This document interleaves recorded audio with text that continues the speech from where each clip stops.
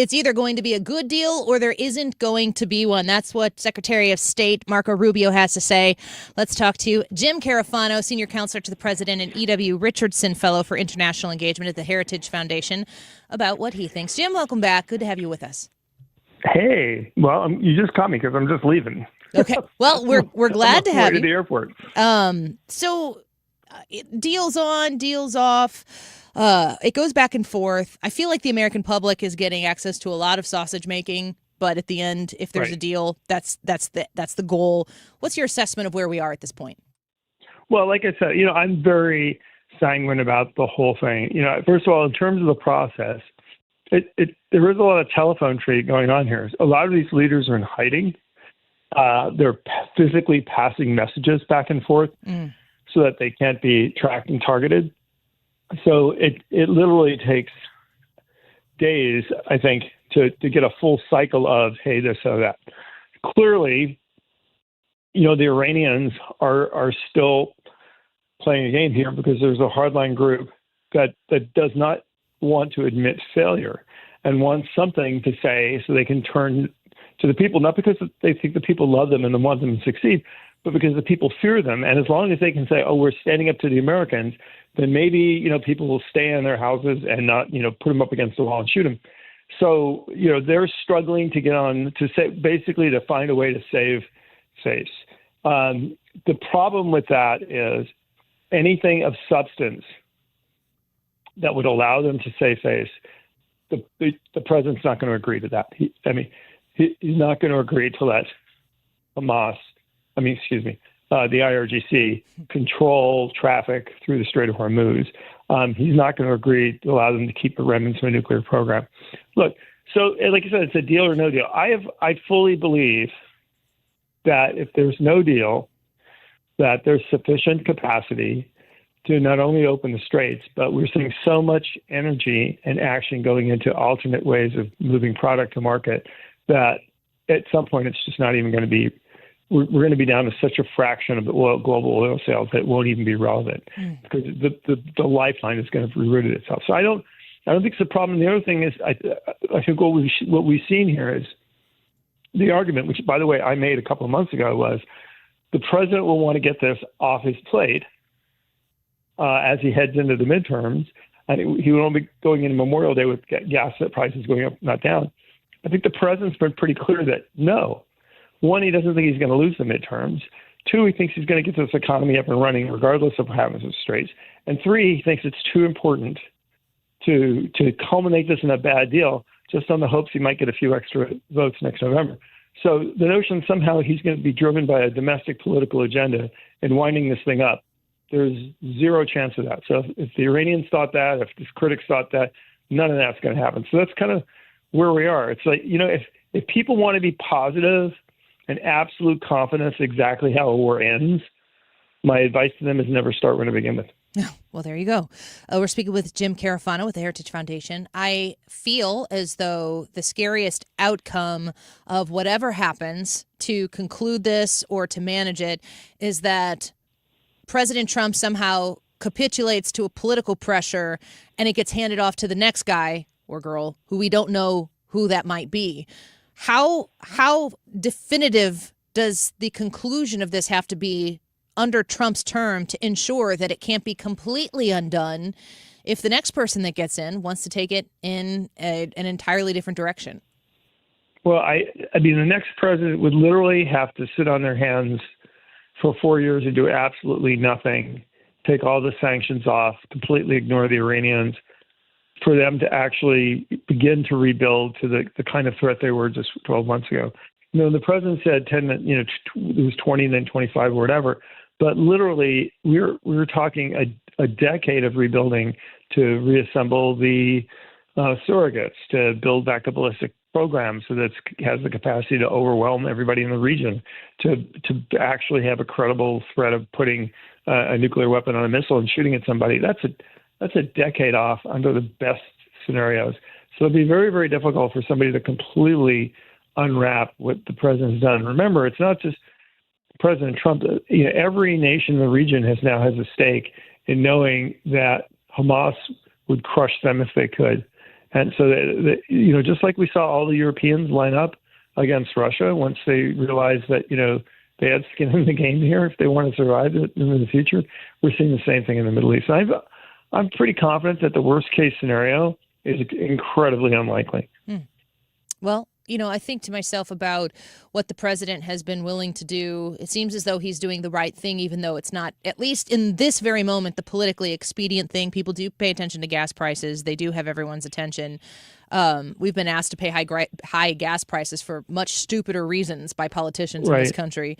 Do you think he has the resolve? Do you think that the resolve he started with is the same that he has right now? He exudes confidence when he talks about it. No change in that for you?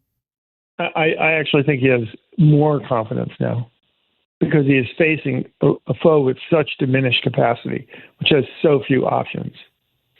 And he's withered the worst of criticisms. I mean, from his own friends and allies. I mean, from the domestic, he's withered all that. So there's nothing really undermining his resolve, I think, at this point. Do you feel as though it was a mistake at all for the president on weekend one when all of this was happening and he came out 4 to 6 weeks? He put a time frame on it. Was it a mistake for him to come out and say that? I don't know. I mean, whenever you put a timeline out there, the enemy always gets a vote. It's always a mistake to have an agenda in a conflict that's based on anything but outcomes on the ground rather than dates. But I'm sure, here's one thing. If I do know one thing about Donald Trump, I think when he says that stuff, he wouldn't say it if he didn't think it was possible. It was just like he said, I can end the war against Ukraine on day one, which is a true statement. If Putin was willing to come to the table and do a deal, they could have done a deal in a day. But the enemy gets the vote. And so I don't think the president was being disingenuous when he said that. I think at the time he believed that was actually the case.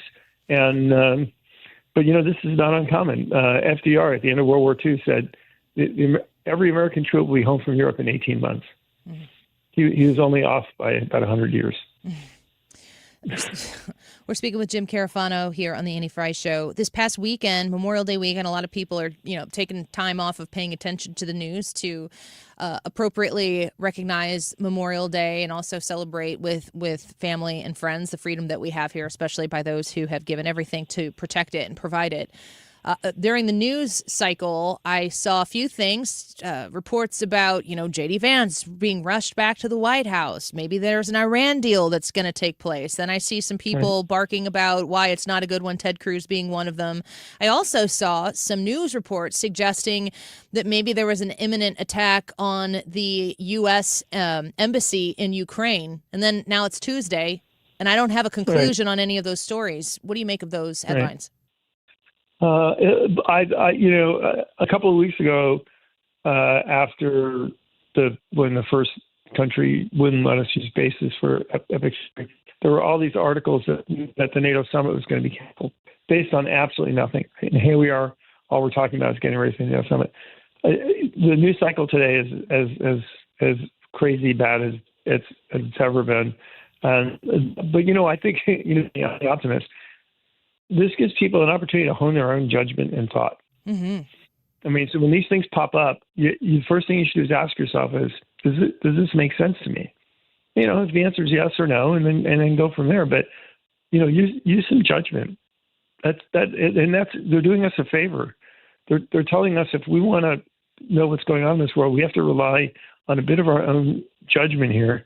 And when we look at these things and then, start to sniff out to say, is this credible or not? But honestly, and this is not blowing smoke, my friend, this is why shows like yours are so great. Because you have people on and we talk through this stuff and then people make up right for themselves. And, for a lot of us, whether there's an Iran deal on Tuesday isn't necessarily going to decide whether we, buy groceries on Thursday. But if we want to be a little more thoughtful and not hear just people to tell us what to think, but here's some information and decide for ourselves. Yes. Shows like yours are the best tool for that. So thank you for what you do. Well, I appreciate that. It is a pleasure to do it, but it doesn't get done without expert opinions like yourself. And, I'm thinking about all of these foreign policy stories. They're all top headline stories I'm not even asked you about Cuba. I haven't even asked you about China. Right. Maybe they're all wrapped up together. Oh, and then there's Russia. I'm kind of interested specifically on your thoughts on what we're doing in Cuba, because it seems like a back burner issue that I'm certain for the people in the administration it most certainly isn't. It's just not the leading headline that is being reported on. How important is it for whatever it is we're trying to materialize out of Cuba? Well, what's great about Cuba and honestly, the war in Ukraine and Iran is, and it's a situation you always want to be in. Every day things go on, the harder choices are for the other guy, and that's the way you want to do things. Every day this confrontation with Cuba persists. The capacity of the regime to hold a grip on the people and their power over them gets a little weaker. The strongest day Vladimir Putin ever had to make a deal was the day after Donald Trump got elected, and it's been downhill for him ever since. It's the same in Iran. Every day they wait, the odds of them being better shape than they were the day before are lesser, and that's the way you want to compete with people. If you remember in the Cold War, why we won the Cold War in Ronald Reagan is he competed so hard the enemy couldn't keep up. And so once Reagan got us, our economy in gear, our military in gear, our foreign policy in gear, and America started hitting on all cylinders, Russia's best days were behind them. They never had it. Things never get better. And that's, it's like a guy you run in a race and the other guy's taken off. That you don't get closer to that guy as the race comes to an end. You fall further back. Yeah. And that's the problem that the Cubans have here. Last question before we let you go. We're speaking with our friend Jim Carafano here on the Annie Frey Show. Fox News reports President Trump will convene a rare cabinet meeting at Camp David Wednesday, that's tomorrow, as negotiations with Iran enter a critical phase. They go on to say all cabinet members are expected to attend the meeting. The gathering comes as the administration weighs next steps in high-stakes negotiations aimed at securing a broader agreement with Tehran amid a fraying ceasefire. Does this signal anything to you, having a little bit of a perspective that is deeper than we, of course, do here, when you find out the cabinet's going to Camp David? Well, it might be about Iran. It also might be about the midterms and some other things. Here's the one thing that President Trump does really well. I worked for a great guy named Ed Fulner, who's president of Harris for a long time. He told Donald Trump one thing in his first term. He said one of the great skills that Ronald Reagan had is when Reagan had a priority, he pulled the cabinet together and said, this is all our priority today. If it's, healthcare or reform or whatever, everybody today is working on this issue. And, in his first term, Trump actually never did that. He never could actually get it. But in the second term, the cabinet works for Donald Trump. And when he calls them all together, it's normally to say, especially in something like this, says, here's the game plan. We're going to execute. Everybody at this table is part of this execution. Go forth and do your part.